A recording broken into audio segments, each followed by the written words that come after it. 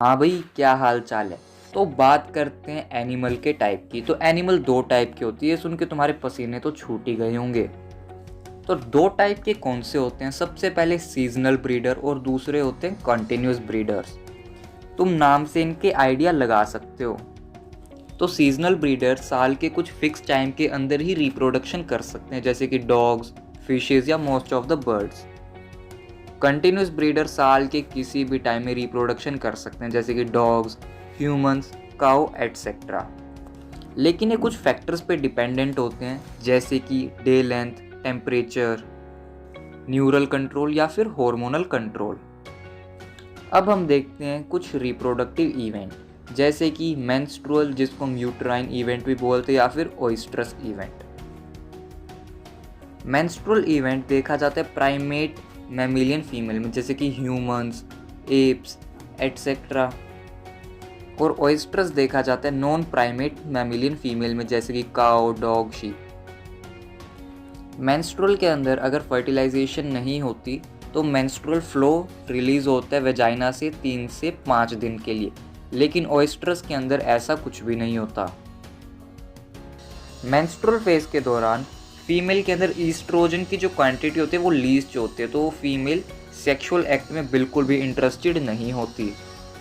और दूसरी तरफ अगर ओइस्ट्रस में बात करते तो फीमेल के अंदर ईस्ट्रोजन मैक्सिमम होता है, तो वो हाईली इंटरेस्टेड होती है सेक्स के अंदर।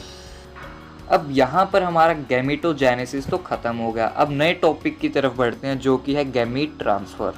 तो ये है हमारा सिल्क मोथ, एक है फीमेल और दूसरी है मेल। यहाँ पर क्या होता है, फीमेल सिल्क मोथ ज़्यादा इंटरेस्ट होता है सेक्स के अंदर एज़ कम्पेयर टू मेल। तो ये फीरोमर्स रिलीज़ करते हैं, वो सेक्स हार्मोन होते हैं जो कि मेल मोथ को अट्रैक्ट करते हैं।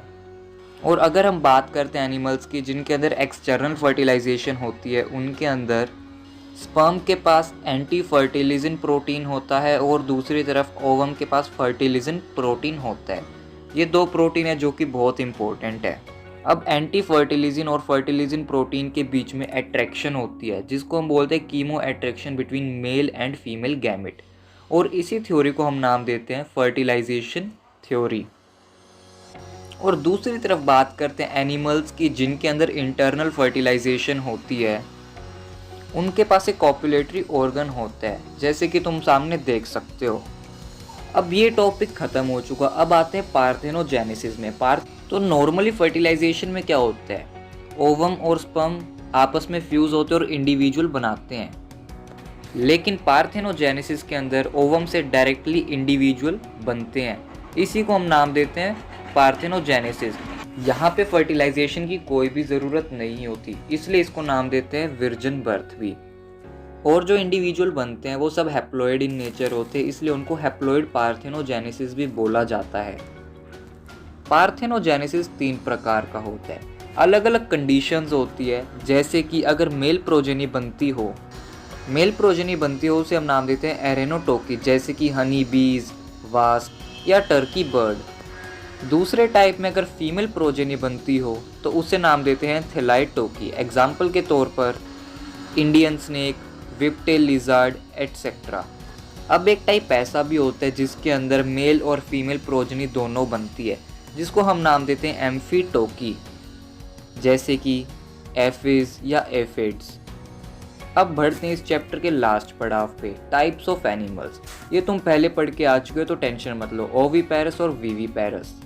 ओविपेरस में तुम्हें पता है एग लेइंग एनिमल्स, ये एग फर्टिलाइज्ड भी हो सकते हैं और अनफर्टिलाइज्ड भी। फर्टिलाइज्ड एग देखा जाता है कॉकरोच, एव्स में, और अनफर्टिलाइज्ड एग देखा जाता है बोनीफिशेस या फिर एम्फीबियंस। अगर एग फर्टिलाइज्ड है तो उसके पास एक एक्सटर्नल प्रोटेक्टिव शेल होता है, जिसको हम नाम देते हैं कैल्शियम कार्बोनेट। ओविपेरस के अंदर young one are nourished by egg yolk, और विविपेरस के अंदर प्लासेंटा, जैसे कि ह्यूमन डॉग। लेकिन तुम्हें ये चीज नहीं पता होगा जो मैं तुम्हें आज बताऊंगा।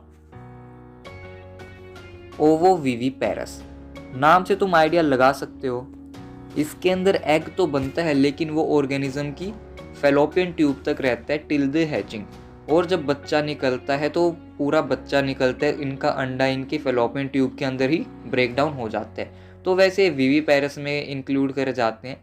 तो जैसे कि तुम देख सकते हो स्कॉर्पियंस या फिर रेटल स्नेक में देखे जाते हैं ये, और इनको नरिशमेंट मिलते हैं इनके एग यॉक से। प्लासेंटा इनके अंदर एब्सेंट होता है। तो अब इसी के साथ रिप्रोडक्शन कंप्लीट हो चुका है।